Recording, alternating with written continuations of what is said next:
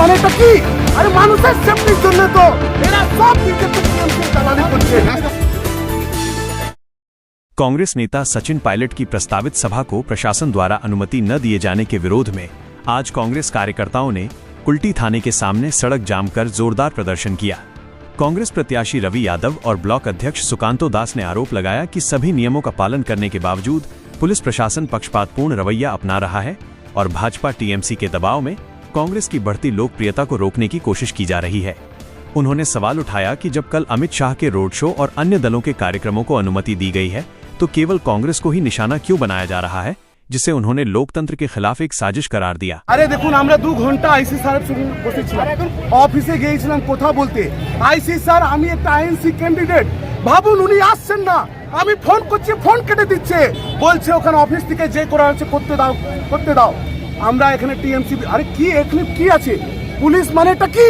আরে মানুষের সেফটির জন্য তো এরা সব বিজেপি টিএমসির দালালি করছে। আরে আমরা রাস্তায় বসেছিলাম মানুষকে বলতে, মানুষকে বুঝাতে, দেখুন এখানে এরা কি করছে। আমরা একটা প্রোগ্রাম করতে চাইছি, প্রোগ্রাম করতে দিচ্ছে না। আমরা রাস্তায় আরে আমি কালকে আমাদের একটা প্রোগ্রাম আছে, সেটা সচিন পাইলট যে আসছে সেটা এরা বারবার রিজেক্ট করছে। আমরা যেই প্রোগ্রাম নিচ্ছি সেটাই রিজেক্ট করে দিচ্ছে, পুলিশ করে দিচ্ছে, এখানকার পুলিশ আইসি করছে।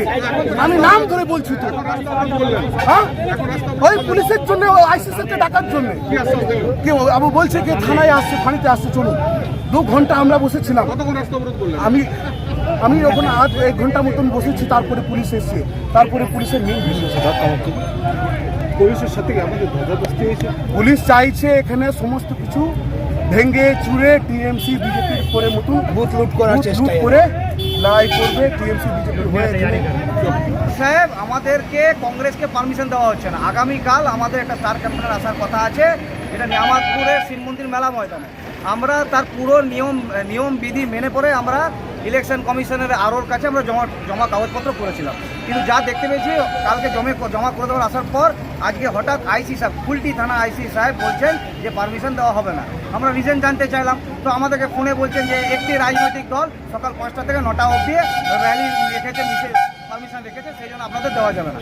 আমরা ওইদিকে অমিত শাহ আসছেন, আমাদের গৃহমন্ত্রী, তা আপনি তাহলে কী করে ওনাদেরকে পারমিশন দিচ্ছেন? আমরা একটা কোনার মধ্যে সভা করব, সেই সভাতে ওই র্যালির সাথে কী সঙ্গ আছে?